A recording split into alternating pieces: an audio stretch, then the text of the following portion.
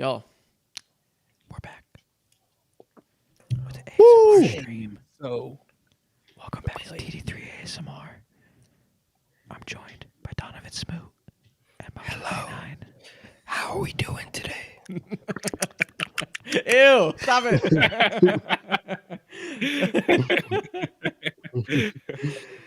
People, I look in the chat. The first thing I see a lot of crown emojis, and I also see Nemias Keita, my beloved.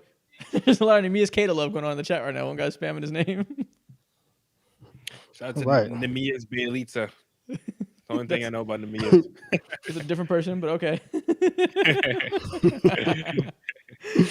Shout out everybody that's here early in the stream, spamming the same stuff as always. Appreciate you guys. So what the fuck I just turned into? They came in and they hear the Mo just making all the worst noises known to man.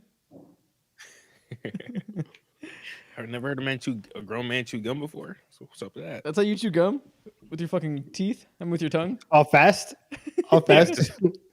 Yeah, just you know. You chew Breath with your still lips. smelling.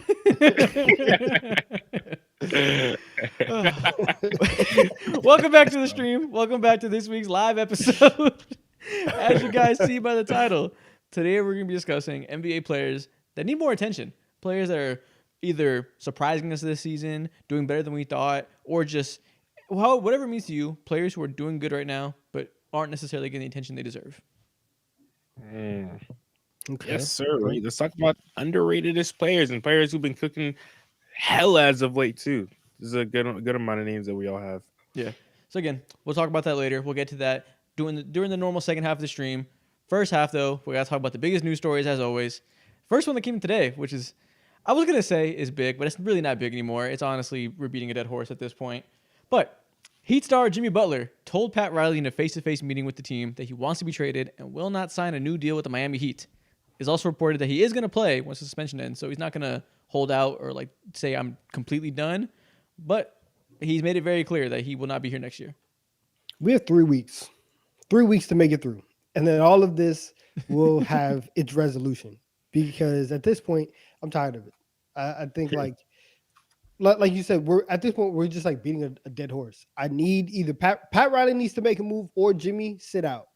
Right. I don't need to see Jimmy Butler playing on the floor when it is very clear that like that relationship is not going to go anywhere. And if that reporting is true, which I don't believe that it's not, it would be so wild if Pat Riley did not trade Jimmy Butler and stood even firmer on whatever principle that he wants to claim and not get any assets back for a 35-year-old star who you can get at least something for.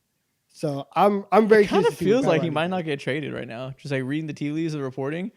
Mm-hmm. The Warriors are apparently out unless they're posturing, which I guess they could be, but I don't think so for reasons we'll get to later. The Suns would love to get him, but unless Brad Beal is going to be a saint and just decide to give the Suns what they want. I don't know if that's going to happen. There's been zero reporting of other teams being interested for the most part from like reputable sources. And of course, a team can come out of the woodworks and swoop in and get him. We'll never know until it happens. But it feels real dry for the Jimmy trade market. Yeah.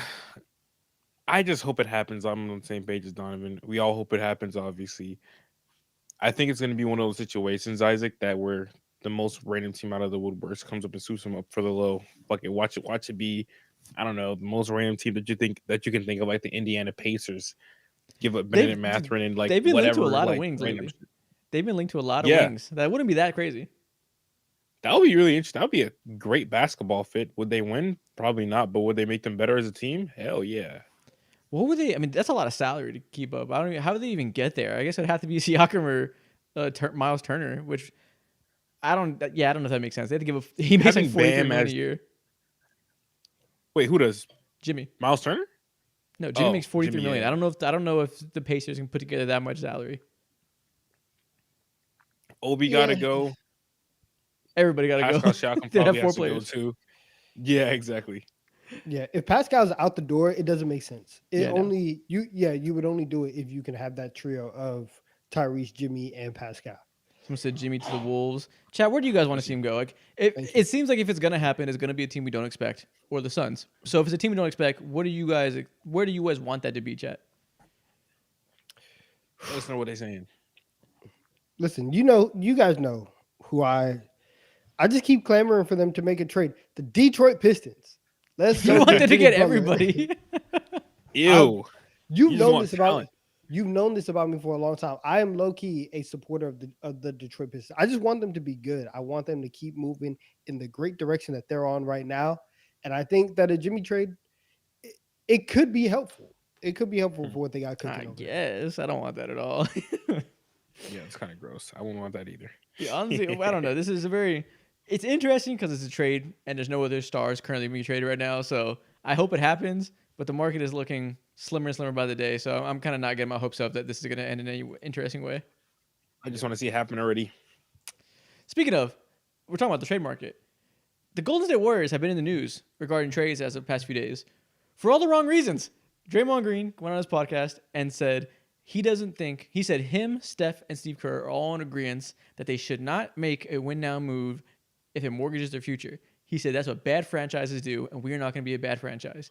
And Steve Kerr came on today and he said, I probably won't be around, but I would tell you, if this organization gave away the next 6 or 7 drafts for a wild swing, that would be the most irresponsible thing they could do.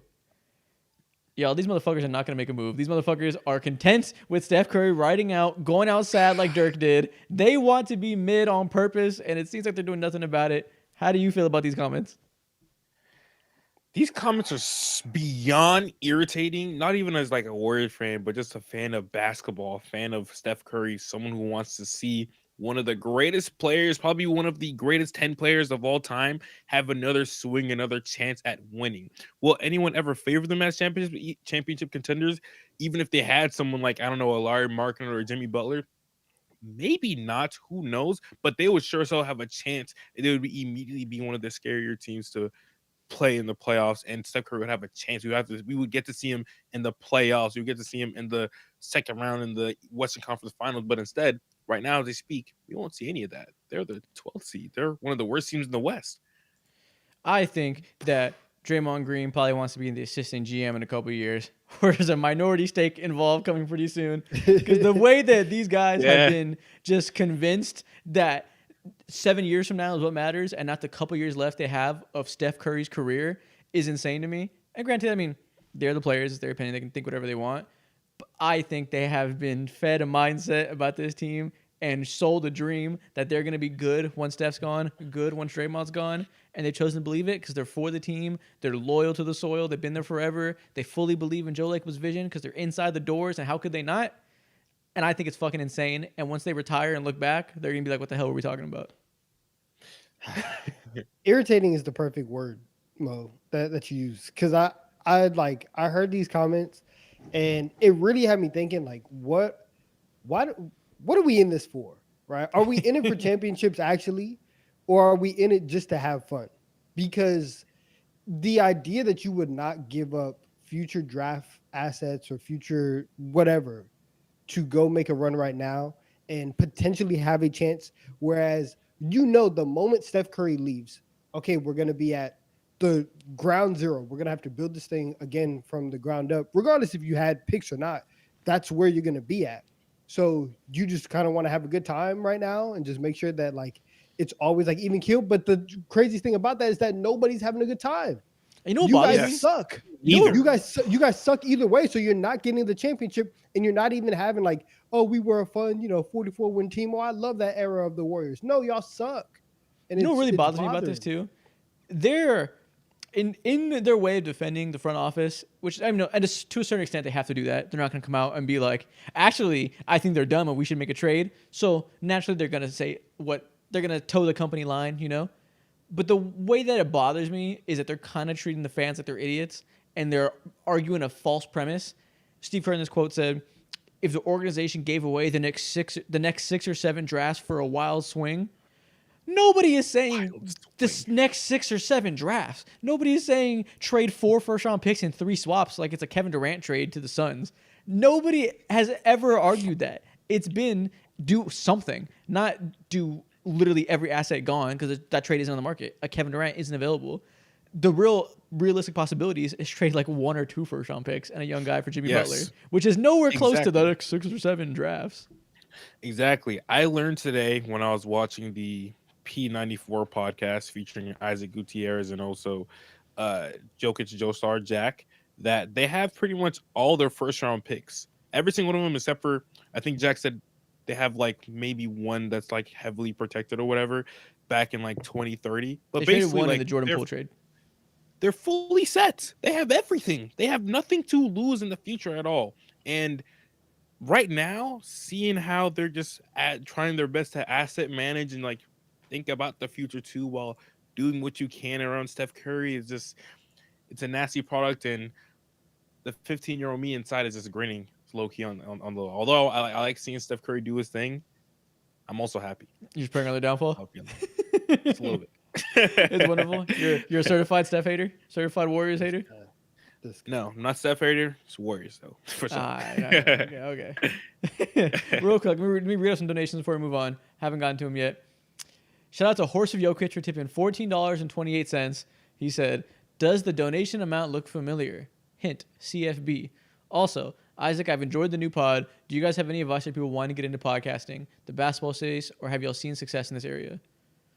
Donovan, first, would you like to respond to the $14.28 donation amount? Wait, what's that? That is the score of the Texas Ohio State game.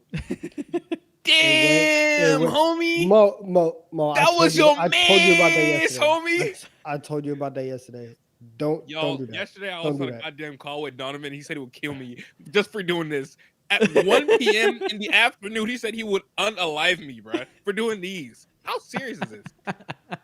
He just keeps doing it. Relax. But also, since he wants to be petty and all that, you don't get any advice. Like, I'm sorry. Figure it out. Get out the slums. That's my advice. Go ahead and go to work. This guy. Shout out to Kevin Galicki for donating $10. He said, "Need my TG3 tonight. Just got broken up with and had to cancel our trip to the Maldives. It was 7 days at some overwater villa." You got broken up with a week before your trip to the Maldives? Oh, brother. Kevin. You should still go. Yeah. Go by yourself. Fuck it. This is Kevin Galicki? This is Kevin Galicki. Not my sweet Galicki. Damn. Nah, Kevin, I'm sorry. Everybody in the chat, listen, go ahead. Whatever you're drinking, pour one out for Kevin. Everyone spam Kevin in this time. spam W's for Kevin, man. Tell him it's gonna be okay. We love you, Yeah, Kevin. all right, Kevin. And shout out to Joaquin37 for donating $4.81. Appreciate you guys. My sweet Galicki. You'll be all right. Look at that. Everyone's spamming up for Kevin. Look at that. Look at the supportive chat. Prayers up. We're a family over here. Next news story. Paolo Banchero in his return tonight. 34 points, 7 rebounds, 3 assists, 3 steals, 52% from the field. This man came back in this past week. Did not lose a step. Back. He's back and he's dominating. He's it's over for the league. Orlando's up. Play the music. Oh my goodness.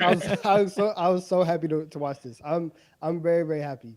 And it gives me hope and it gives me optimism when Franz comes back. Again, same injury. That's the craziest part about all this is that him and Franz had this same right oblique injury. If And it's Franz a funny comes injury back, too.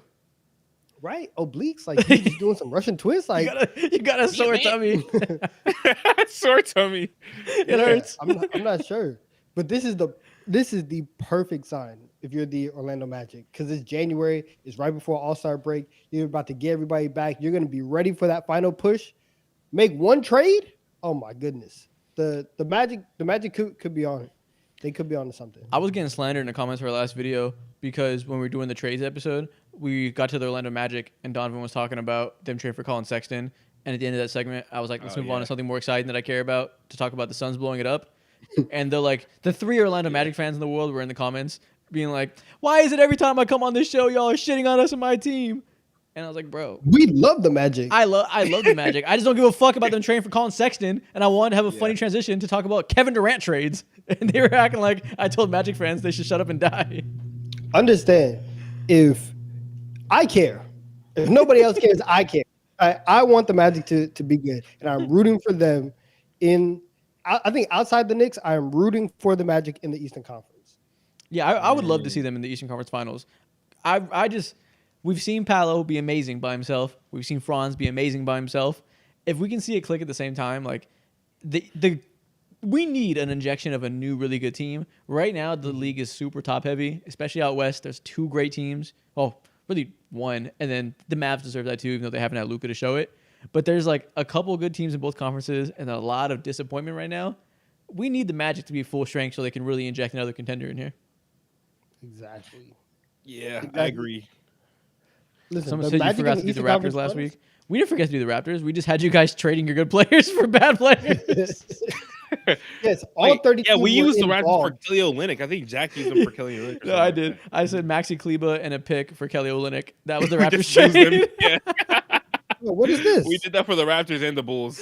What is Whoa. this? Whoa, Donovan just got attacked. Whoa, hops. The door got opened. Penny on the mic. Let her get her takes off. I know she got some shit to say. Come on, Penny. Exactly.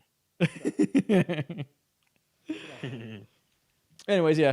Paolo Banchero's back. All is well in the world in the Orlando Magic. Seeing him come back and drop 34 and seeing how he was just controlling that game from start to finish. I think they lost, but seeing how he was just, I caught the tail end of the fourth quarter. He's such a force, and they're back to playing like Paolo Banchero basketball. And like you guys said, hopefully that should changes once Franz comes back. But man, he just commands so much attention, so much. Arnav in the chat said, Isaac, why do you hate the Wolves? Why don't you hate the Wolves? Why don't you hate the way they've moved in the past 6 months? The shit that they've done after making a Western Conference Finals to dismantle that team and make you have to watch Julius Randle and Rudy Gobert play basketball next to your star shooting guard. Why don't you hate them? You should hate them if you're a Wolves fan. You should feel a lot more strong about that than I do. They are the the reason. Wolves. They are the reason they took one of the most athletic players in the NBA and forced him to get a jumper so that there is any type of spacing on that team. You look at the way that Ant plays right now. This is the Timberwolves' fault. It happened internally. And if you hate what's going on, that is the reason why. All right, next news story. This is another thing Warriors related that I forgot was in this doc. Draymond Green says he's no longer contemplates retirement thanks to therapy. The bullshit had taken over the love. The drive was gone. And so bullshit taken over led me down a bullshit path. I'm from Saginaw, Michigan. I'm from an all-black neighborhood that you don't go to therapy or you're fucking weak. So you're retraining a brain that's been thinking a certain way for 30 years. So interesting that he was contemplating retirement. That's why I want to talk about this. Obviously, this is in reference to the Jordan Poole thing and everything that came after that. It was a very turbulent year for Draymond Green.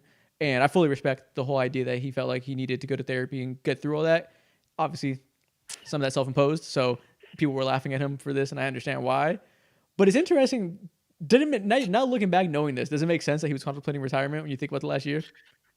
There's only one way out of the situation. It's either this guy gets traded or I get traded or I retire. And I think for him, he probably knew or thought like, oh shit, like obviously the workplace will never be the same because I literally assaulted my coworker.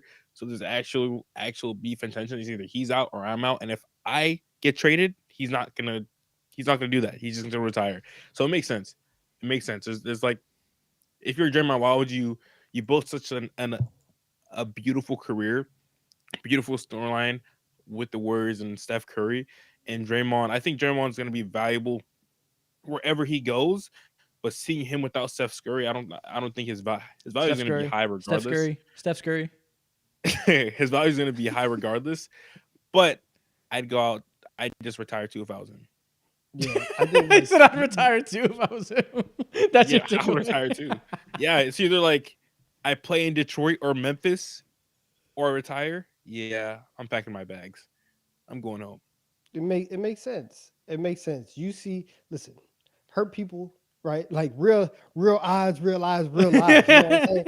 Hurt people see hurt people, and so it's like you see the way that he was out here, swinging, throwing punches every 2 weeks, not really being, or I guess like crossing that line, because obviously Draymond has always played with an edge, and he's always talked about like, if I don't have that edge, then I can't be me. Yeah. And so after your actions cost the Warriors and cost the entire vibes of a title defense, there probably is some sense of like, dang, I just ruined the back half of this dynasty. I just ruined, any chance that Steph has to get to level up. I just ruined my chances to be here. You probably are spiraling in a little bit. And so he probably was trying to like tap in as deep as possible into whatever makes Draymond.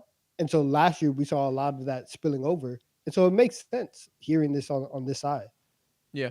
Yeah, that's not. I mean, whenever stuff like that happens, there's a lot of criticism that comes with it. Naturally, we criticize him for being a torpedo to team chemistry. It is what it is. He's a person, so it's certain things go into that lead to these boiling points. So interesting to see him. He's been very transparent talking about it in the moment too, and he's gotten clown for the most part because he has a very like centered, I'm past it, moving on viewpoint that people laugh at because people like to say you're making yourself the victim for a workplace thing you did. And I get it, but at times it's unfair. He's a person, so it's cool to see him talk about it. Yeah.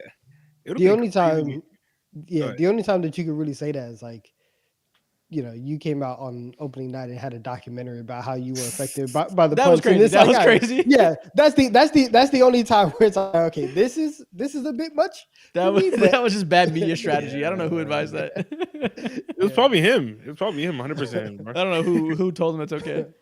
Not even a statement. A documentary? A mini documentary? Yeah. Mini docs are so trash. Every time we have these network TV mini docs are always fucking garbage. They're so bad. I wonder what the Warriors would have looked like if Draymond just decided to drop basketball. They 100% would have traded all their picks just to have another guy in there. Who knows? Steph would have been in hell. Steph would have been in Memphis. He would have been gone. Kuminga, please. Next news story. Another podcaster, Jalen Brunson, weighed in on the MVP debate. He re-ingratiated himself with the Dallas Mavericks fans. He said, Denver's not seeded like last season, and people are still talking about Jokic being the MVP. When Luka was averaging damn near a triple-double, they were like, oh, he shouldn't win MVP because of his seeding. This is going to be... what's funny?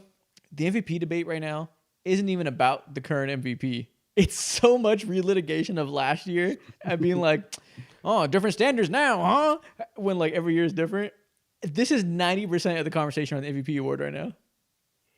Yes, every year is fucking different. It's so interesting to see people like Jalen Brunson who share like the common NBA mind when it comes to having warped expectations for the NBA MVP race year after year after year.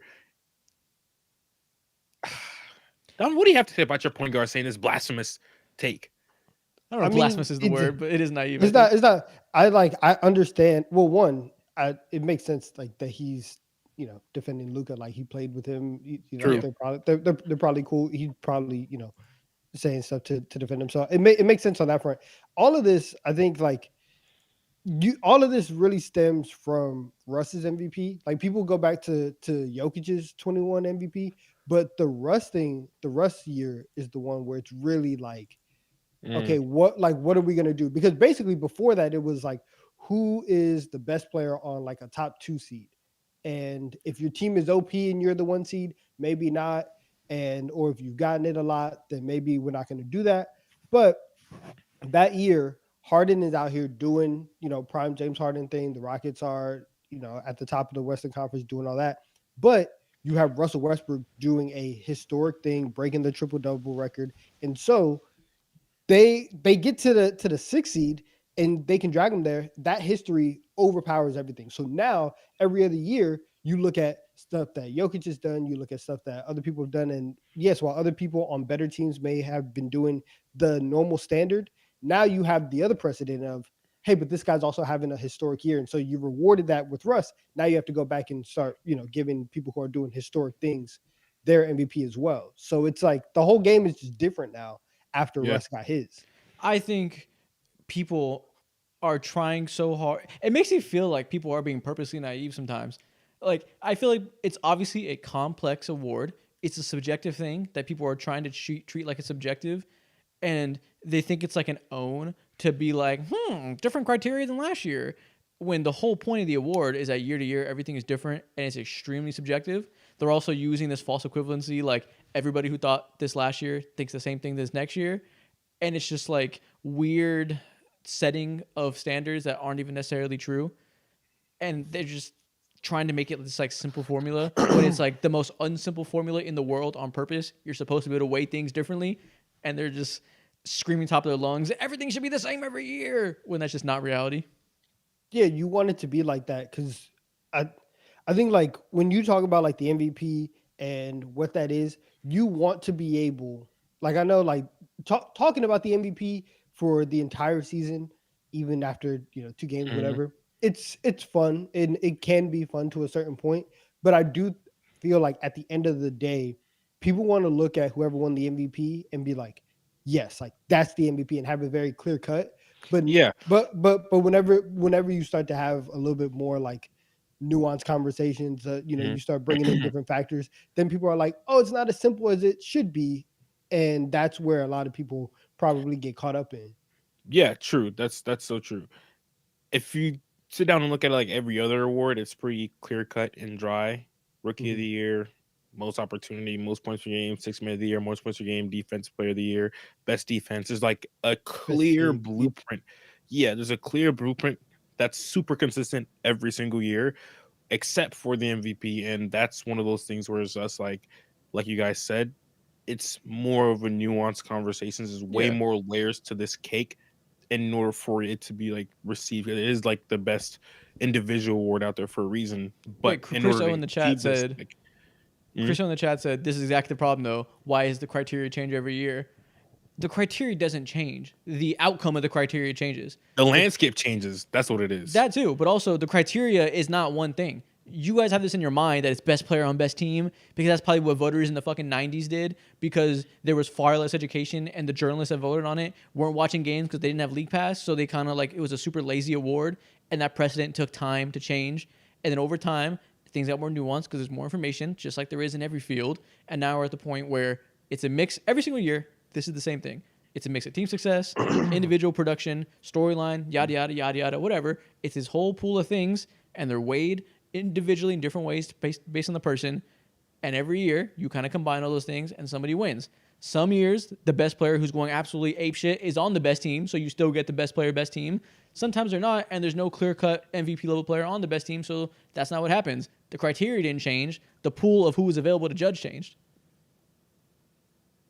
Yeah, exactly. That's the best way to put Yeah, it. I it is tough though, and I'm because like I don't know, you have guys from year to year where sometimes the ballot just doesn't shake up the way that you would think. Like even last year, Shea doing whatever he did.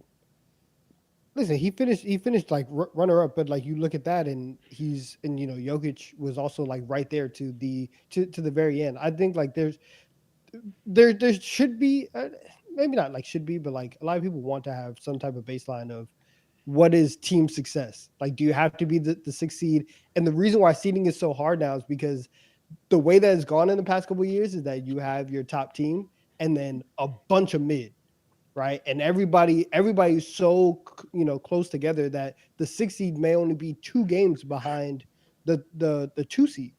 And it's like, are we really gonna disparage somebody or knock somebody out of this running over what, half a week of basketball? It's kind of weird to do that, in my opinion. Yeah, people are just like seeking simplicity in an era where we don't need to be simple anymore. We can be nuanced because we have more information, and people are just Exactly. like not receptive to it because it's, again, most people that are having these feelings. Again, some people just think Luka's the MVP. That's fine, but most of the principle on this is just based on like not wanting to think about it that much and be used to not having to think about it that much. Are you calling people dumb? No, I'm not calling people dumb. I'm calling people used to a level of easiness to follow the race, and it's no longer that easy. You call y'all dumb in the nicest way possible. That's what Nah, it sounds like. I'm to more me. calling them unattentive than dumb. It's not necessarily intellect. It's just like not wanting to try very hard and wanting to have an opinion despite not trying very hard. Also, Luka's probably not going to play 65 games, so like, hey, he's out of it. eliminated. Yeah, he's not Like, winning he's this year at done. all. He's done. So now we can all just say, hey, Shea, here's your MVP. You guys can go win high, 66 games, whatever. There's your award. There you go. Next news story. The Kings have won 7 straight games. This has been the That's most whiplash month I've ever seen from a team. They were so down in the mud, lost so many games in a row, fired their coach. the entire media landscape was writing the goddamn obituary to the Sacramento Kings. We're talking like, oh shit, here comes the Aaron Fox trade. The writing's on the wall. Everything's crumbling around them. And now they got a new coach. And like every team that happens when they fire a coach midseason, a spark is lit under them. They have this newfound motivation. Their backs against the wall and they go crazy. And now we're here, 7 straight victories. We've seen this story so many times, time after time after time, bro. I remember one of the first times I noticed like this trend happening where a team goes ahead and fires their coach. I think it happened. Actually, I lied. It didn't happen that time, but it happened so many. Yeah, I was thinking about the 2018 Cavs, but no, they like revamped their entire team. There was no coach firing, but this happens in general so many times where okay, fuck, we finally got this old grump out the room. Now Old let's grump. be serious about basketball. And these players start going crazy. But what's interesting about this run too is that I think 3 or maybe 4 out of their last few wins, De'Aaron Fox wasn't even playing. Yeah. Honestly, so part of it is obviously, you get a new voice in the locker room, you rally behind him. It doesn't always last the whole rest of the year, but usually you see this and there's like an immediate bump in a team. But also, whenever they were losing all those games and they were bad, they were like an unlucky bad, not like pure incompetent. They were like a top 8 offense and like 17th in defense. That's a team that very easily could have been the 6th seed. That's like a similar landscape to what the Lakers are, and they're like the fucking 5 seed. So they weren't super far off from being like it was like a 15-point margin difference between being 0-6 and 6-0 in those 6 games they lost in a row. Mm-hmm. So the fact that things are swinging this way now and they're getting some positive regression, it's not crazy. They were never supposed to be one of the worst teams in the league. They were supposed to be a play-in level team. Play-in level teams are going to have ups and downs. That kind of comes with it. Yeah, we saw this earlier in the year with the Mavericks, where the Mavericks started off really slow, and it was just because they were losing a lot of close games. Mm-hmm. And they have Luka and Kyrie, and so they can go on these streaks and get themselves back to the top of the conference. When you're mid, like the Sacramento Kings are, you can't afford to have one of those streaks because now you end up at the bottom of the standings. You end up in the 11th and 12th seed, and it takes something like this to get back on track. The rest of the road, do I think that the Kings are going to be this like juggernaut that just figured it out? Probably not, but like again, shout out to them because now you've put yourself in a position to be probably where you should have been this entire time. Yep. Is right around the middle. Maybe you get a couple more good breaks throughout the rest of the season, and you can make your way up the play-in standings. But it really is just getting right back on track rather than we've completely flipped it around. Expect Kings to the moon, all that stuff. That's probably not the way to go, but it does feel good for the Kings that at least now you could kind of have like a fresh slate. Also, I love how we were clamoring saying firing Mike Brown is a little weird, but he wasn't playing Keon Ellis at all, and we were screaming on top of our lungs as an entire NBA community, why the fuck are you not playing Keon Ellis? It's insane, given your personnel and what he brings and what you need. Kind of hilarious that they simply started playing him a lot and they start winning games. Like, who would have thought? You play your best players and you're going to do at least a little bit better than you were before. Wow. You telling me a team that was one of the worst defense, or not one of the best defenses in the NBA at 17th, like you said, insert one of the better wing defenders, guard defenders in the league, and then also on top of that too, he could shoot a little bit. And you put him you put him starting alongside De'Aaron Fox, DeMar DeRozan, and Sabonis. Who would have known that would have done wonders? What a concept! Playing your best players. What a concept! Coach of the year, that man. And also, it just seems like sometimes some coaches are good, but not for that locker room. There was a comment right after he got fired. Malik Monk mentioned the different perspective they'll have under Christie, and he mentioned he played the game before. And maybe this is a locker room that, DeMar DeRozan is an old vet. He plays the game a certain way. However else the personalities fall into that, spectrum. These are guys that maybe need to hear from a guy like Doug Christie more than they do a guy like Mike Brown, who wasn't an NBA player. Sometimes you need a smart, nerdy guy like Mike Brown. Sometimes you need a guy who was like Doug, and he's like, I've been in your shoes before. You need a guy like Doug around. Everyone needs someone like Doug around. Was Doug Christie who really hooping like that? He's a good player. He played. Yeah, he was a role player. He's good. He wasn't like a star, but he was a good player. Who's the comparison? Who was Doug Christie? Man, I don't know. I'm not litigating this right now. Wait, no. Let's be Yo, for shout real. out Doug Let's think Christie. about Like, this. listen, So why- I'm glad. Listen, He was you play right. We know you like that. We rock with you. It was a bucket, dude. He Doug averaged Christie was 16 good. points this season. Yeah, Doug Christie was a good Yeah. player.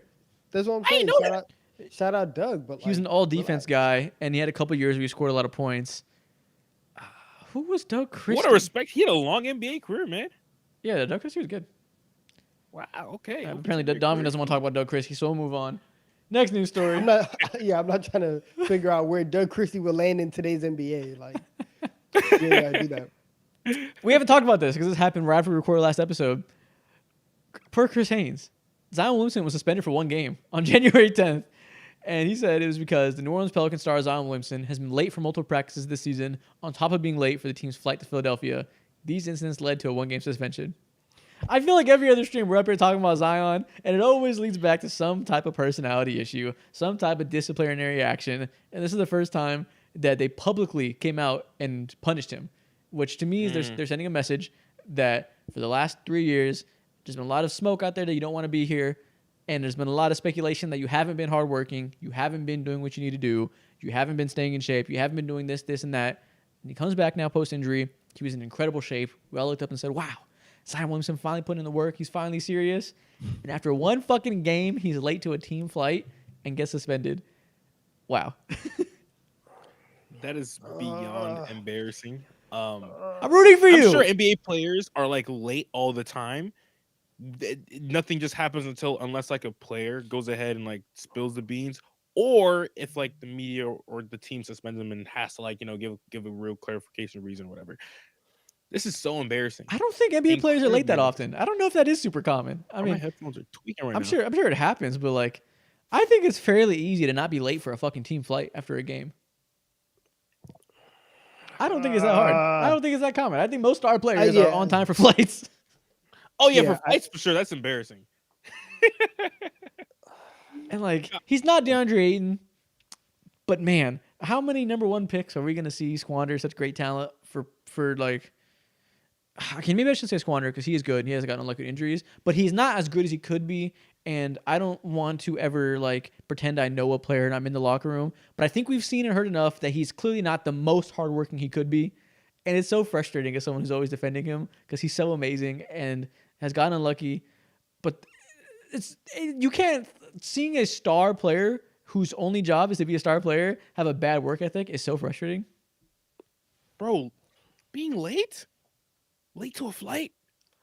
This is what I'm saying for all these guys, right? Because obviously he's not like you say he's not Aiden. Of course, you're not prime James Harden either, right? You're not prime LeBron James. You don't have the cachet in the NBA to be like, oh yeah, like this franchise lives and dies with me. The franchise is probably going to die because they've been, hoping that Zion was going to take over. What we need to do is come up with an NBA scared straight program. and and I think that we should take guys who are late, have bad work ethic, right? If we're trying to teach professionalism, listen, let's go get them an internship somewhere, right?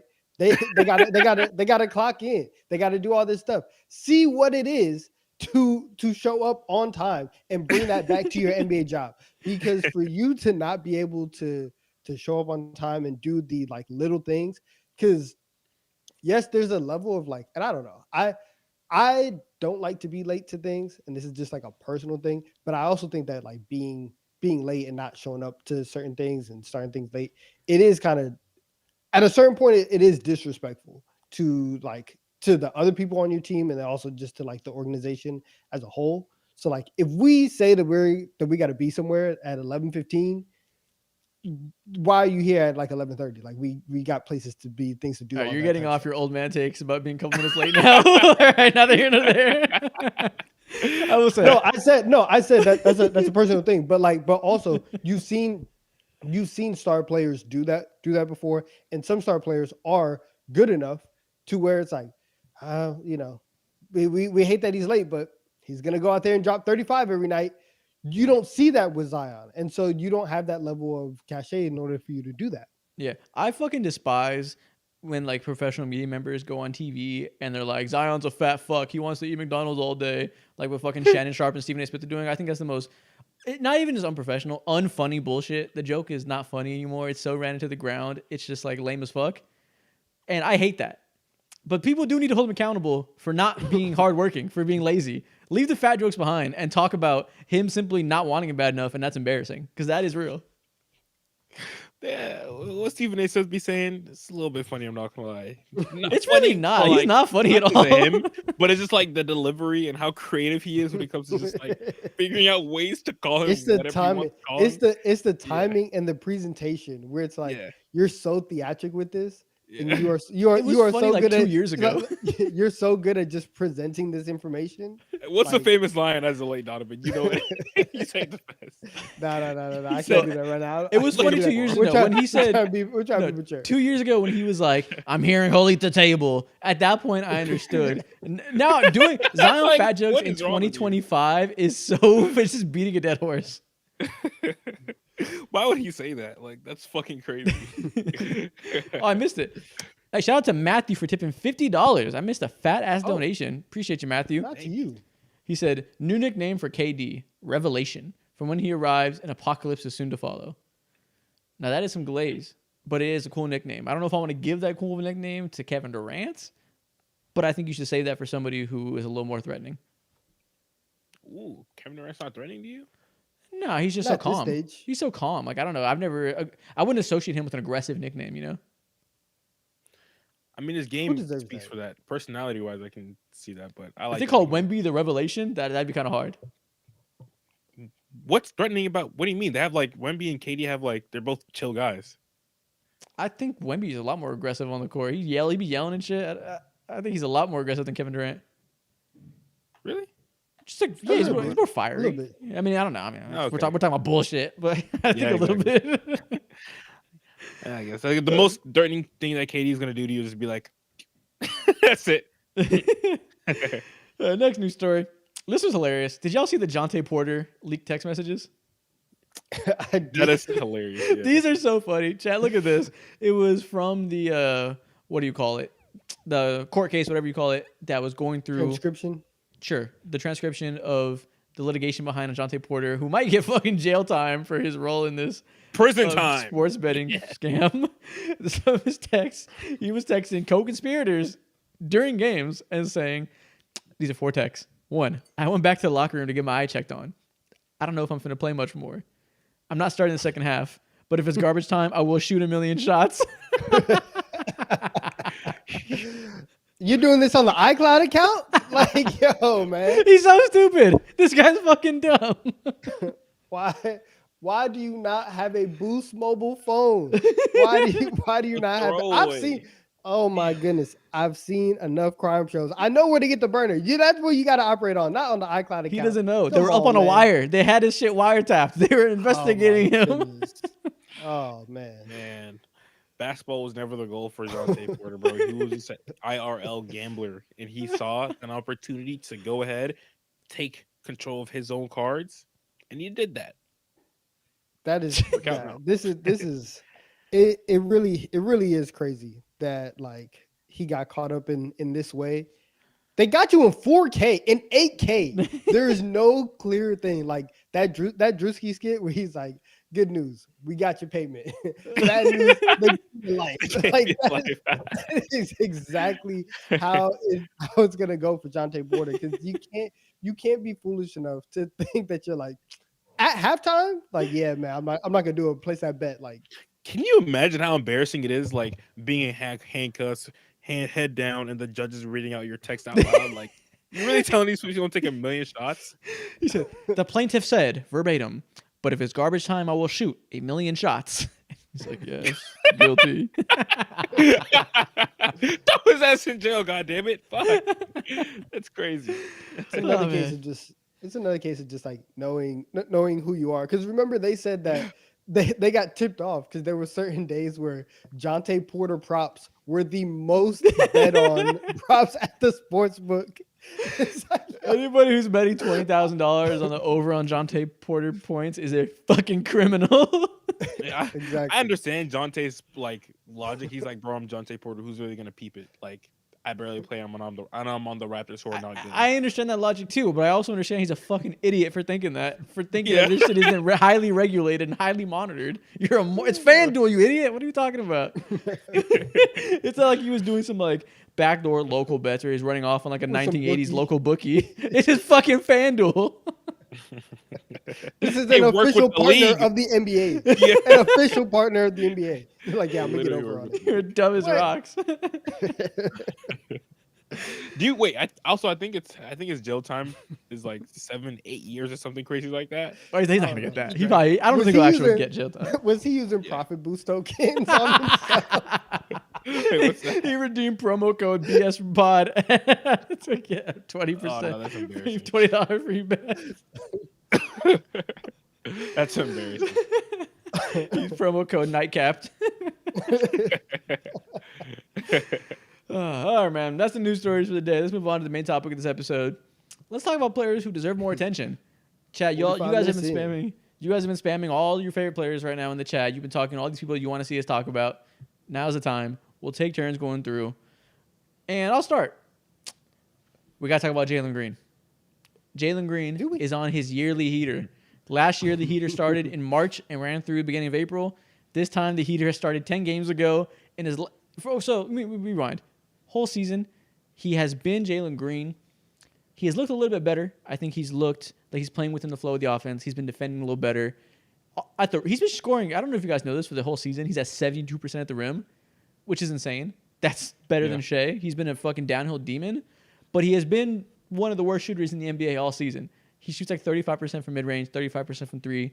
Overall, he's still very inefficient despite being a downhill demon. But the last 11 games, he is once again in a stretch where he's shooting over 40% from three.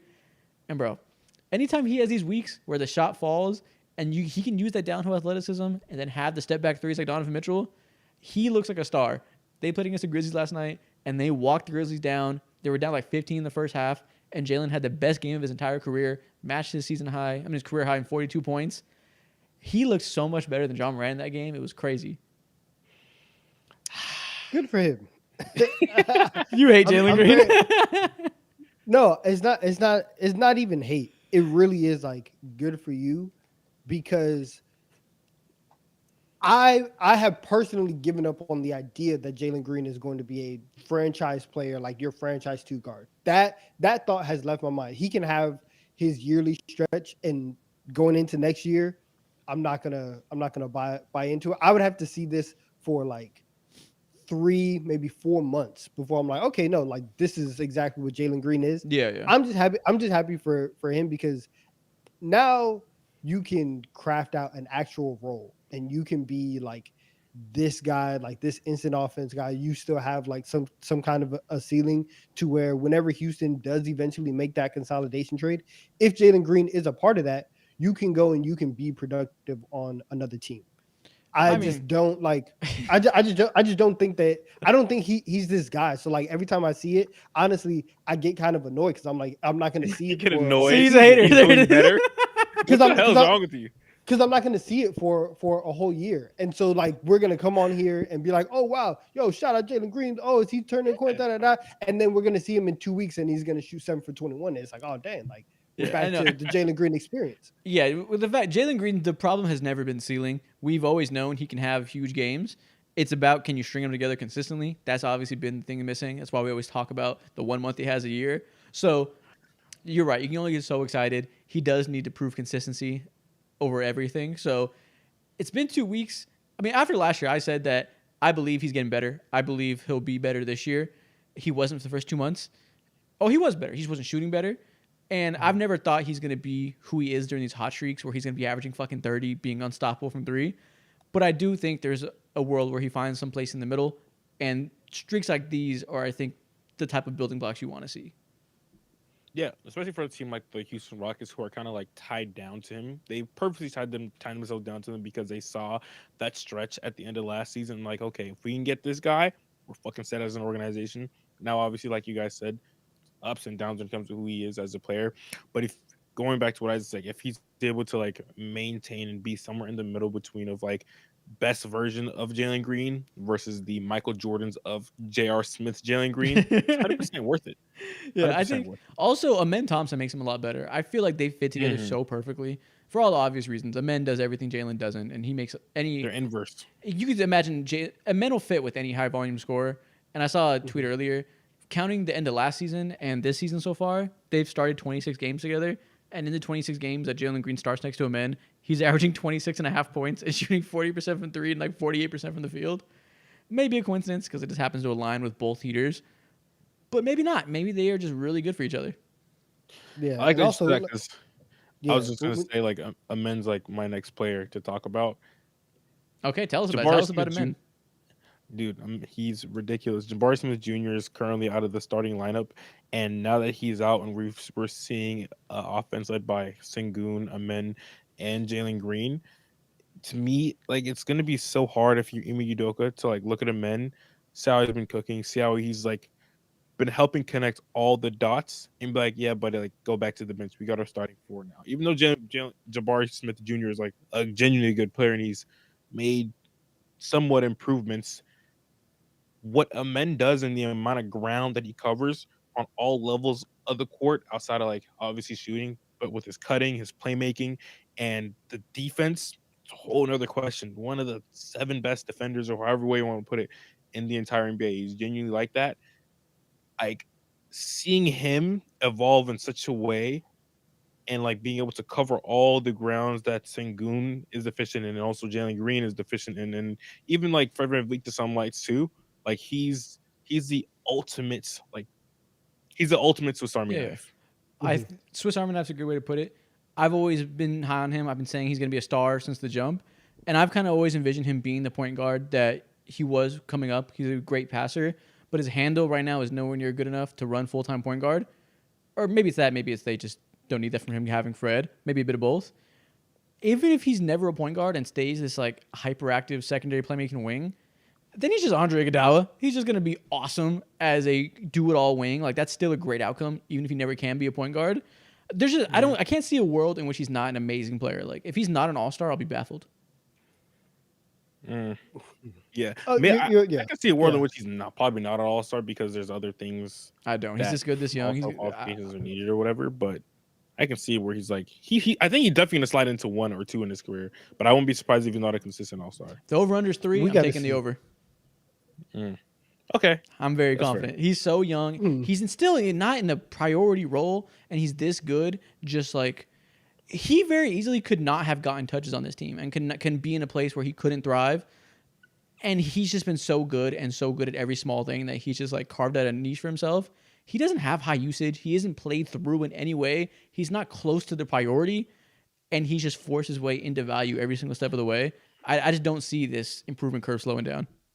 That's interesting. I really like him, man. Too. I feel like it's gonna be hard though in the West. Obviously, moving forward, and like Yeah. we don't have to get into the stuff about like 3 or 4, but that seems about right. I just think like it is very interesting, and it's fun to see like yo when guys are just talented. It ideal fit doesn't even matter. Like Yeah. you just have to put people on the floor, and they Mhm. go and make stuff happen. And I think like that's the cool part whenever you see a man and you see Jalen Green on the floor, especially like the way that he plays off of him, because at all times when they are on the floor, you have the two best athletes on the floor. Yes, And so yes. now you can just like they have so many lineups and so many like two-man combos, whether it be like a men and Jalen Green or a men and Tari and stuff like that, where you can just have two of the best athletes on the floor and just mess up an entire unit at any given time, and it gives you so much of a boost and so much of a runway to go out and just be disruptive. Yeah. And I think that for the Rockets, like especially building a like defensive identity, that helps so much. We thought he was gonna be a slashing point guard, and now he's playing the fucking dunker spot, vertical spacing 4-man that's blocking 5 shots against the Grizzlies and literally standing dunker spot and finishing dump off passes. That's a good basketball player. Yeah, he just you know? figured this shit out. Like he's just that guy. Yeah. Mhm. Yeah, that's all it is. And shout out to Ime too, because like, we keep saying this about the Rockets, that they just have so many guys, and so it honestly takes a lot, especially for a guy like Ime who's always like, yeah, like you really have to work for all your minutes and earn them and do all this stuff. The fact that a man has progressed this quickly and has made his impact felt on this team on a night in and night out basis, that just shows where he's at right now and where he's gonna go. So yeah, I think if you have not been watching the Rockets and you don't know what Amen Thompson is capable of, go ahead and tap in. Yeah. Go ahead and tap in for sure. Recent donations. Okay, before we move on to your first person, Donovan. Shout out to Matthew for tipping $25. He said apocalyptic for the team that signed him. I don't remember who we were talking about when he said that, so I don't know what that's about. But appreciate you, man, donating again. Shout out to Sandy Beats for donating $5. He said, Isaac, the UH hat from last episode was sick. What compels you to get that as a UT grad?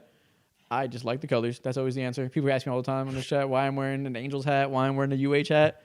I just think the shit's hard. That's it. He's one of those dressers. The jacket has a Suns patch on it right here. I don't give a fuck about the Suns. Beat a Beat Soup donated $5.43. He said, we've gotten most crayon merch. I'm here for the Don's bucket merch. We gotta get you the game's about a bucket. Gotta make a shirt with that on it. Let's do it. All right, Donovan, who's your first team? Or who's your first player?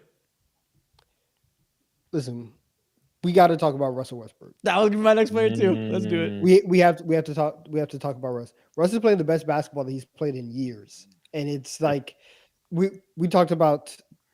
Listen, we're gonna get to Russ real quick. If you wanted to make any case for Nikola Jokic to win MVP, it is the fact that Russell Westbrook is playing the best basketball of his career next to Jokic, and that there has been you've had star player after star player after star player that Russ has been with and has tried to be the sidekick with, and it hasn't necessarily worked to the extent that you would like. And the fact that Russell Westbrook is at this point, the fact that he is at this point in his career and everything is working out the way that it is right now, and the synergy that him and Jokic have right now, that is one of the best cases to say no. Nikola Jokic is actually the MVP. Right. They're a game out. Oh my god!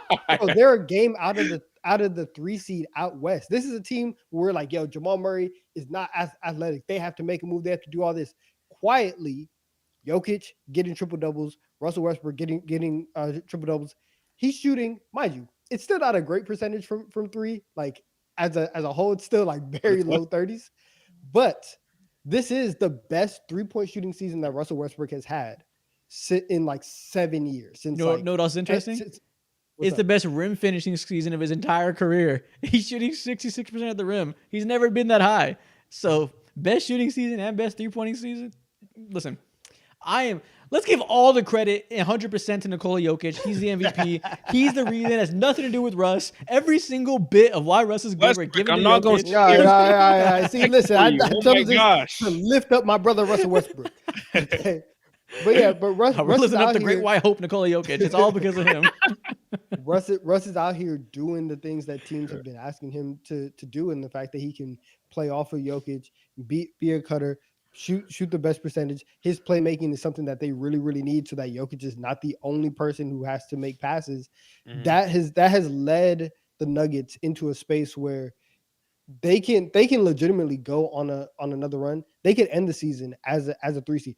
If they get crazy and Houston starts to fall off, there is a very realistic world where the Nuggets are the 2 seed. And we look up, and for all the doom and gloom that we've had around the Nuggets this entire season, you look up and it's like, oh wow, they're at 50 wins and they're the 2 seed in the West. And we're going to go into a playoff series, and you just don't want to play Jokic in that series. And part of that is he has his running mate. He has another running mate now, and that's Russell Westbrook.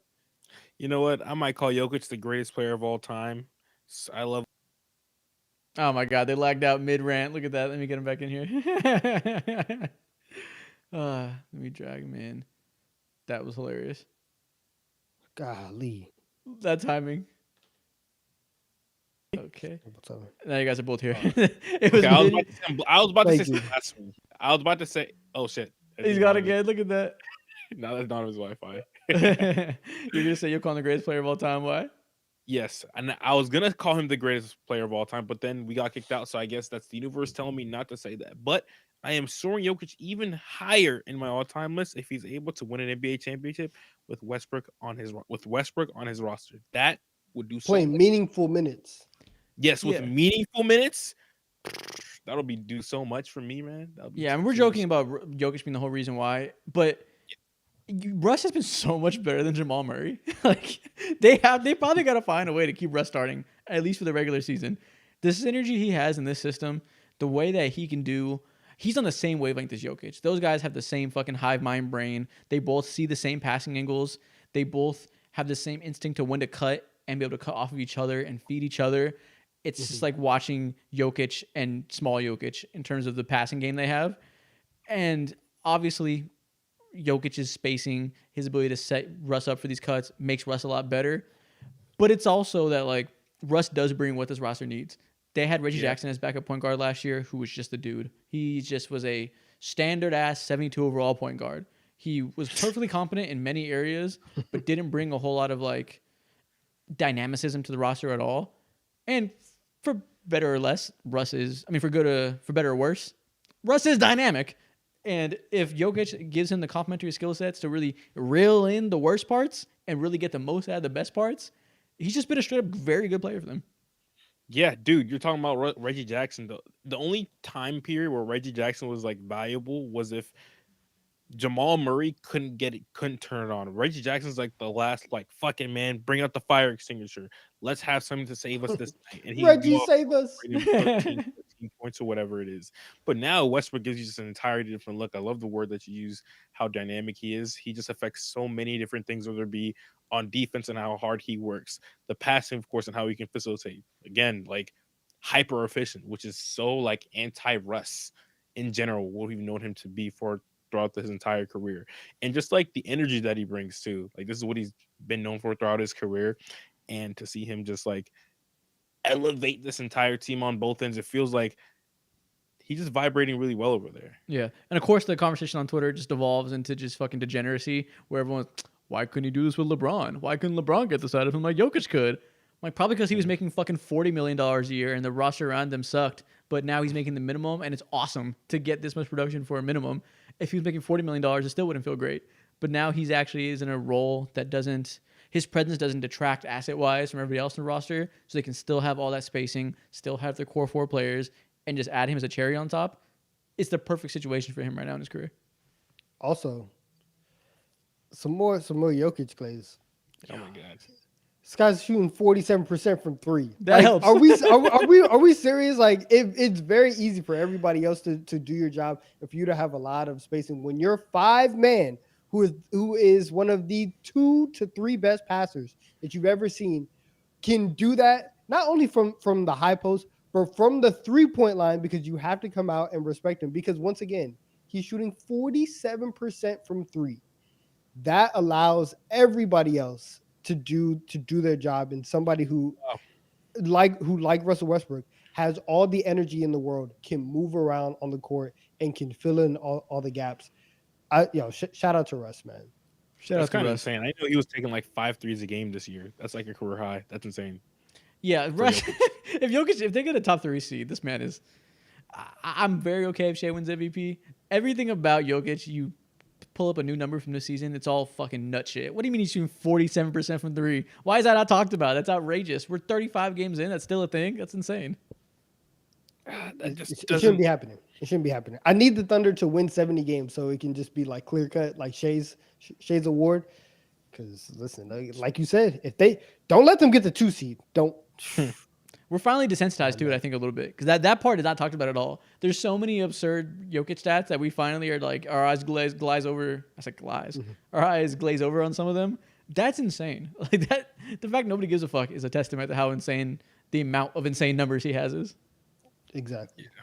All right, next player I want to talk about a little bit. This one's relatively quick because it's more a team-based thing. Andrew Nembhard.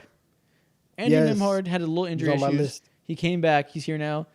Right now, the Pacers are surging, which is hilarious. A week after your bold prediction was to miss the playoffs, they continue to do really well. And in large part, because they have the best defensive lineup in the NBA. Their starting lineup with Andrew Nembhard, that's Tyrese Halliburton, Nembhard, Mathurin, Siakam, Miles Turner, is the best defensive lineup in the NBA. It's played 250 minutes, or like 235, close to 250, and they have a 97.9 defensive rating. They're absolutely locked down when Nembhard is playing next to those guys. And just shout out him for being the missing connecting piece that is just the perfect fit to really bring that team together right now. Yeah, last year I think Rick Carlisle realized like, oh shit, Bennett Matherin has injury issues, and that like helped surge Andrew Nemhart into the starting lineup, and he was able to already carve up a niche in a role for him to just being simply 3-and-D while also like having playmaking chops too, because he was the point guard in college. And now to see him just elevate that, I'm a humongous Nemhard guy, and I just love to see it. Yeah, you're a Makes Nemhead. sense. Nemhead.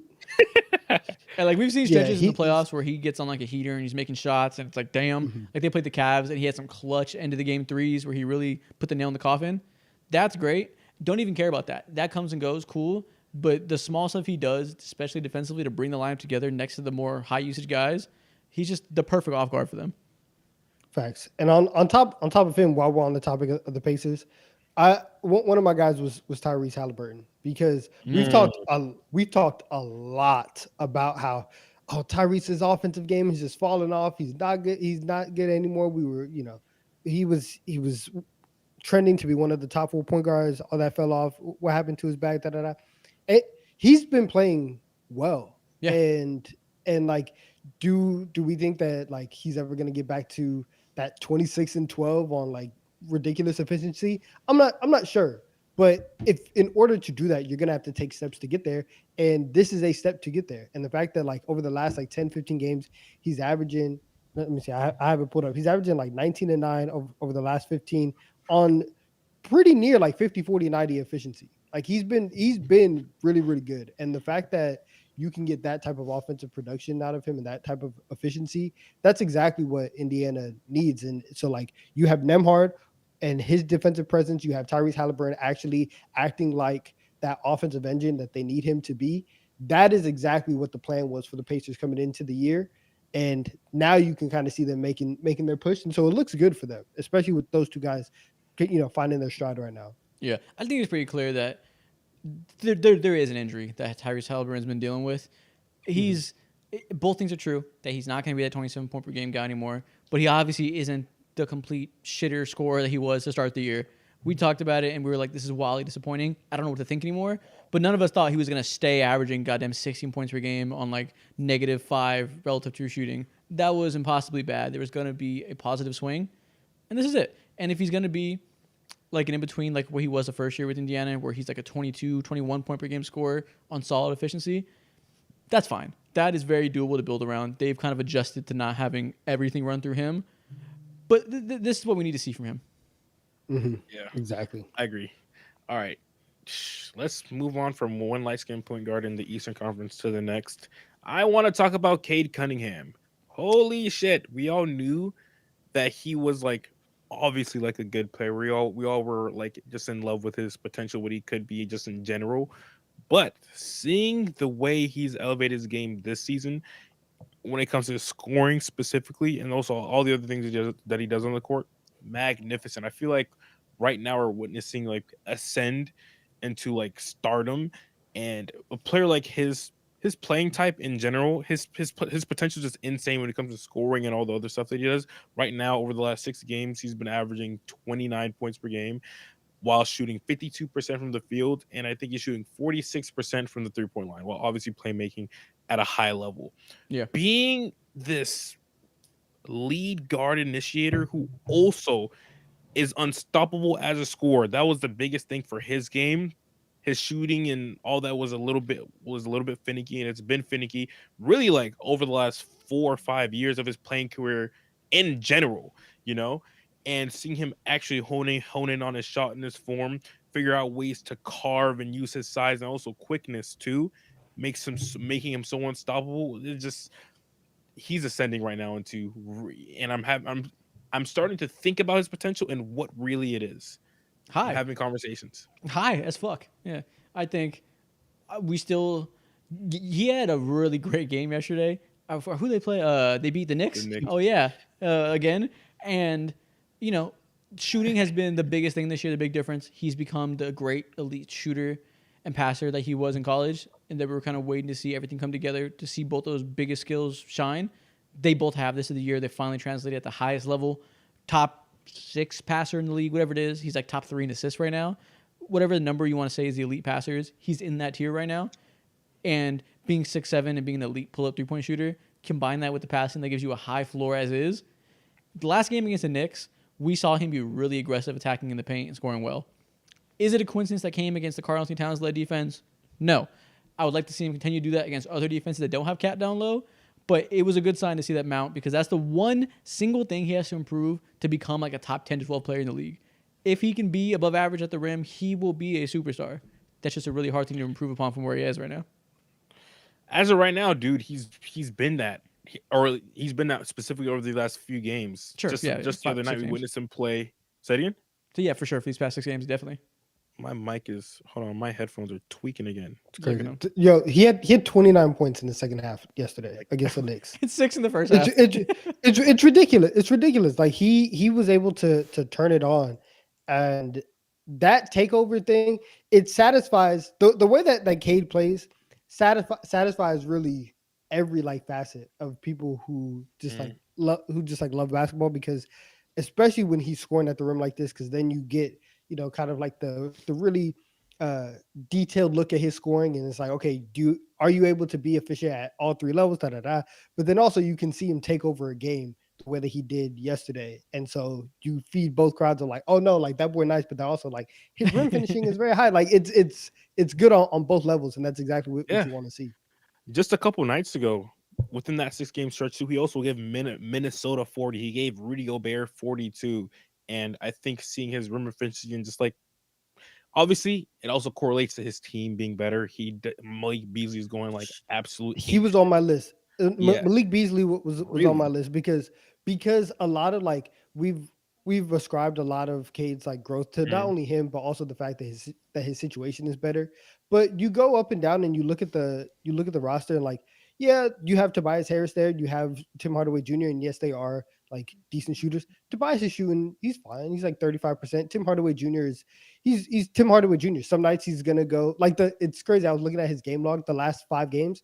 He scored 10 points and then 26 points the game before, and then he was hurt, didn't play. The 2 games before that, 10 points, 27 points. Like Tim Hardaway Jr. is just gonna be an inconsistent guy, and it is what it is. The most consistent shooter for the Pistons has been Malik Beasley. He's shooting 40%. He's shooting almost 10 threes a game. When you talk about opening up the floor, Malik Beasley has done a lot of that for Cade Cunningham. So that's why, like, for me, he's on my list in terms of guys that we need to talk about, because that backcourt is like everybody's obviously helping each other. And so Cade can get down and, drive and kick to Malik. Malik's presence opens up those lanes for Cade to drive. So it's really good for both of them. Right now, Cade is so good at everything besides fucking layups, and I can't believe in my head that he's gonna stay bad at layups forever. Surely that's gonna come around, and he's gonna be able to weaponize his size in that way. He weaponizes his size in so many other ways that I'm like, I just know I know he knows that's his one weakness right now, and once that comes around, the sky's the fucking limit. It got scary for a couple of years because he dealt with the injury, and then things didn't progress as fast as we want, especially when we looked at guys like Ant and Paolo who got amazing like really fucking fast. It just took a little bit longer with him because the team situation was terrible and he had some development to put together himself. But we're here. The path was rocky, but we're here to where we all knew he'd be. Yeah, get him a goddamn search 5, man. Get him a goddamn search 5. Let the lanes be wide open. I want to see that for him. I just want to see him watch more Luka tape and just get really good at slowing down and finishing those layups, because I think the problem why he's bad at layups is his handle isn't the tightest and he doesn't have the quickest first step. So sometimes he like defaults into really, really tough shots down low. He just needs to really get in the lab and learn all these like sneaky ass angles that Luka does to manufacture. That's what layups. it is. Yeah, it's not even the first step shit. It's just you like that again? This guy sucks. Well, let me get him back in. Very funny. We don't care about nothing. We don't care about nothing you were saying. Shut it down. I was just glazing the Knicks, and I had to play on the Knicks actually next, but never mind. I'm gonna keep it to myself. You were saying it's not even the first step; it's the angles. That's what you're about to say. Yeah, and it's the angles. Hey, I know your games. You're not gonna. His creativity, But those angles and creativities are needed when you don't have the strongest first step. And not to say his first step is bad; it's good, but it's not just like generational. And that's why Luka's so good at finishing, because his isn't generational either, but he has the angles to make up for it. Cade needs to really deepen that bag.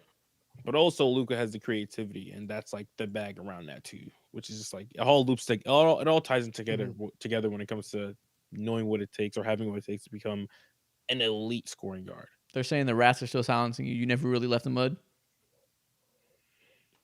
How they know? Someone said, Isaac, please talk about AR-15 being so overrated, please. I'm a fan. I'm so disappointed with the inconsistency. I don't know how your takeaway from the Lakers is that AR-15 is the issue. He has been so good for them this year. I thought about putting him on this list because his playmaking has been fucking outrageous the past 2 months. I think he's been great. Everything else is the issue. Fuck it, put it on the list, bro. I don't. I have no room in my heart right now for Lakers Glaze. I love to see it. They lost the second half yesterday against the Spurs. It probably got worse. I turned the game off with a couple minutes left. But when I turned it off, they lost a point in the second half, 63-36. They fucking Yeah, collapsed. that was fun to watch. That was fun to watch. I was like, you guys stink. Like, there's a perfect brand of mid that they're gonna have weeks where they convince you the team is decent because it is decent, but like they convince you that it's worth buying into. Then they have like a 4-game stretch where they just like shit the bed against the Mavs, shit the bed against the Spurs, shit the bed against what was the other one? There was a third terrible loss recently. I forget, but they've had 3 god awful losses, and you're just like, yeah, man, mid is gonna mid. But they're great at selling you a dream. I love to see it though. Make it look like can't you're even- trying, Rob. I It haven't bought can't a even dream be in years. it can't even be a god awful loss. Like you know what they are. So it's just like it is what it is. At least it's entertaining. Next player I want to talk about, Alex Sarr. You know, Yeah. not a good rookie class. The race for rookie of the year has been dull as fuck. And Alex Sarr has quietly been improving. I'll say that. I think he's still not a good NBA player, but I think when you watch the Wizards, he shows so many flashes that I still have a lot of faith he's going to be good. The way he moves, just like the movement patterns, you can tell there's something there that when they hone it together, he's going to be an incredible defender. Offensively, there's still times. I was actually watching a game yesterday against the Timberwolves where he ran up in semi-transition and took like a really bad turnaround mid-range jumper, like a 2 seconds into the shot clock, and you could hear his coach scream, "Hey, don't rush it, Alex!" And it was like super loud in the mic. And that's the problem still of why he's not great yet, because he's still learning that NBA stuff, learning how to not rush it, how to play in the right process offensively to get to shots that are efficient for him. But defensively, I think he's legitimately going to be very, very good. And to me, I think he hasn't been the most talked about rookie. I still think he's going to be the best rookie in this class. Yeah, that makes sense. Honestly, like I just want whenever I watch Alex Sarr offensively, I just want him to be competent. Because Yeah. like even like coming into the draft, it wasn't his offense that people were really, excited about. It was about his defensive potential. And as long as you can hit that, I'm cool. If you end up being like, 14, 15 points per game, which even, it's kind of a lot. Like, well, not a lot, but it's solid.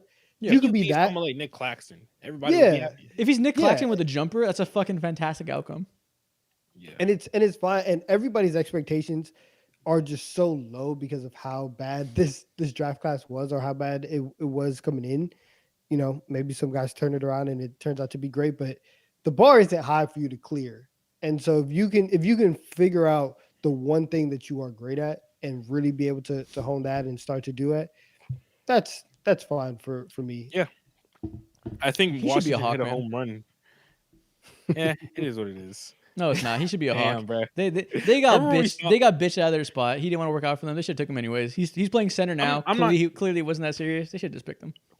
Yeah, exactly. I'm not tripping too hard because damn, could you imagine if we had Sarr, Jalen Johnson? Yeah, you're not What we're tripping. trying to tell Let's you. trip. Let's trip a little bit. It would be cool. But anyways, it doesn't matter. I'm happy as As is. much as you hate Clint, yeah, you would have loved to have Oh, a young it'd be so center. tough. Anyways, Washington hit the home run clearly with him because I think the blueprint of Ooh, being he's so so tough. successful in the NBA today as a team, you need either like it's all dependent on your bigs, the bigs that you have.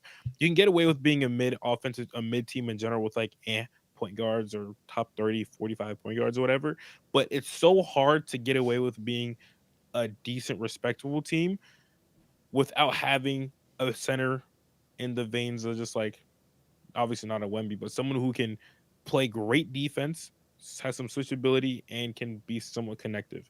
You need that out of your one, at least out of one of your two bigs. And Washington has that. Someone who has the potential to do that at a decent level. I think I want them to get Cooper Flag. I think they're my number one destination. I think if they have Cooper Flag's big ass blocking shots next to Sarr's big ass blocking shots, it'll be really fun to watch. Those are two mobile, defensively menacing bigs under the rim. I mean, assuming Sarr continues to make this leap, I think it's fairly safe to say Cooper Flag will be that elite defender. If they both hit their defensive ceiling, that'll be disgusting. Send Cooper Flag to Charlotte. They don't deserve him. I don't want to see that. Charlotte. I'm so over Charlotte. 2 years in a row they disappointed me. I hate Charlotte. Dude, they've won 8 games, bro. That's insane. That's Charlotte hilarious. fucking Did sucks. you have They're them, like dumpster fire. in the play-in or something like that? Too? Yeah, I picked them to be 10. Yeah. Over who did I sad. put at 11? Who did I say kick rocks? I forget. Probably the Bulls or something, which is deserved. Well, yeah, duh. I never considered the Bulls. Yeah. Yeah, I'm just they fucking suck. They have no direction. Remember I said during the top 30 rankings that I was kind of like I don't know how to rank LaMelo Ball. LaMelo. I'm not. I haven't been feeling great about that. I'll say the I don't want to say skepticism because I think he's good. The worries Right I now, have, they're compounding. Something I would say is that if I could go back to my list, I would definitely probably leave LaMelo off and replace him with Cade in that exact spot. Yeah, sure. Well, Cade's gotten now. better since. Like, yeah, Cade's also on my list now. I don't feel bad about leaving Cade off because he was just starting this crazy run. So, like, I can't predict the fucking future. But Cade's definitely earned top 30 for sure. Cade and Mobley both. Cade and Mobley were both some of my first cuts. They both deserve to be there now. Mm-hmm. Yeah, I think we've definitely like seen enough. And Jaren. And is Jaren's also I've like been a knowing guy- Jaren should have been made that. Y'all are just disrespecting him because he I could put him at 31. Disrespectful. Get It's out fine. of It's here. okay. It's 31's okay. perfectly respectable. No, it's not. You're disrespecting Jaren. Just tell me you don't like him. No, He's not what I 40. was is I overly respected fucking Bam Adebayo and kept him on the list. I'm putting Jaren Yeah. over Bam so easy now. Bam's off. Bam and Scotty Barnes are down to 31 and 32, and then Cade and Jaren get those spots. Cade's higher. Cade's higher, but wherever. I remember I was told Scotty was better than Brunson. Man, I'll never Brunson, forget. that's way more about Brunson than anything. Brunson's gotten so much better since I said that. That's way more about Brunson. Okay, Brunson's I have a fucking question. leveled for up y'all. twice. I remember a couple years ago, 2 years ago, when it was our rookie year of this podcast. I forget which NBA player we were seeing ascend to like the next level. Maybe it was Shea or something like that. I don't remember. But we were talking about like how hard it is to go from like a top 20, 25-ish player to like blossom all the way into like the top 10, hell, maybe even top 6, 7. Who do you guys think is like the next guy to do that? I think last year we thought it was going to be someone like Tyrese Halliburton. Who's that next guy who has like a real chance to just like surge up to that? I mean, I think the easiest guy right now would probably be Paolo. Yeah, just Banchero. because he's outside of the top 10. He started the season in his 5 games was great. We saw how he's been playing in his return. Like the Magic have a future, and a lot of it is obviously dependent on Paolo. And if he can be that guy, like that number one scoring option and be everything that they need him to be, he's easily going to climb up all of that. I mean, the easiest answer, obviously, for all of that was Vic, and he made that leap in whatever offseason. But like in terms of guys who are probably on the outside of the top 10 right now, getting in, Paolo's probably that guy. Yeah, it's Paolo and probably Cade. I think if Cade gets a big man who has some real scoring gravity, like I keep saying, I want to see him play like in a perfect world with Anthony Davis. That archetype of player who can be a real downhill threat and like force teams to not so easily throw 2 on the ball against Cade because they're scared of what the big man will do on a short roll against a 4-on-3 situation. Once he gets that, because listen, Jalen Duren can set some screens. He's real good at that, but he's certainly not the guy I'm describing. If Cade gets that, I think he'll quickly catapult into like top 10 player talks. Like he'll benefit so much from having another star better than him, or even just someone as good as him. Like people hear me say that and think I'm saying Cade can't lead a team. Cade isn't a one option, whatever. It's not even that. It's just his specific style of passing and scoring is going to be so perfect playing with other stars. Yeah, and the fact that the guys in I guess like 11 through 15 right now, you think about the guys that he would have to pass in order to get there: Ja, D. Mitch, Booker. He can do that. He can do that. We're seeing like the very weird season from Booker. We're seeing Ja not be number one, on that list. Like Ja isn't where he was 2-3 years ago. So, What's up?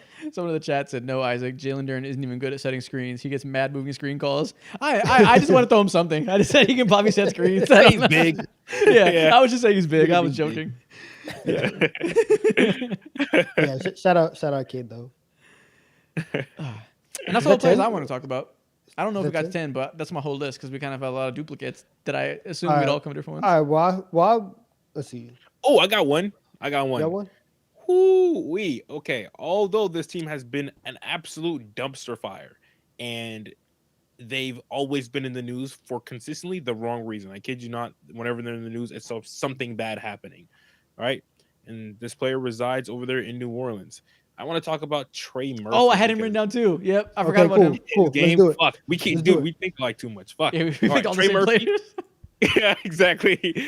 Trey Murphy has been such a bright spot, the brightest spot for the season for the New Orleans Pelicans. Of course, we all know him in his archetype, long, rangy wing, who's like thrives off of his shot, being able to step back even further, way further than most players at his position. He's an excellent shooter. He can cut and all that stuff, but something that's been missing from his game that didn't necessarily pivot him towards the top priority of most NBA teams and just NBA hierarchy in general is his ability to be a creator on his own within himself. And there's been a massive transformation within his own game when it comes to that. And that is very, very under talked about for good reasons too. Like no one cares about the New Orleans Pelicans, but it's something that we should be paying attention to. It's Yeah, no, Trey Murphy's it's also fantastic. great to see. Yeah, and it's also great to see because like we've been saying like the Pelicans like they have to play Trey Murphy, they have to give him minutes. Oh, they're giving him minutes now. Like you look at the minutes log. Trey Murphy's playing like 38, 39 minutes a night. He is out there, right? So he's that I love this so much for him because he is getting every opportunity that he needs to. He's been dropping 30. The shot is look good. Like this is exactly what you would want for Trey Murphy. And for a team like the Pelicans who look like they're on the brink of blowing it up. If anybody wants to go out there and trade for Trey, They lagged out. This is so many times in one episode. Chat, spam it up. L Wi-Fi. We got to get them out the trenches. I know. Go ahead and say it. I'm letting them back in. I don't think you're in yet. Okay. Yeah. You're in. You guys are in now. are we back in? Listen, shout out Trey Murphy. We'll see you guys next week. I'm not Trench doing babies. See y'all next week. Prayers for good.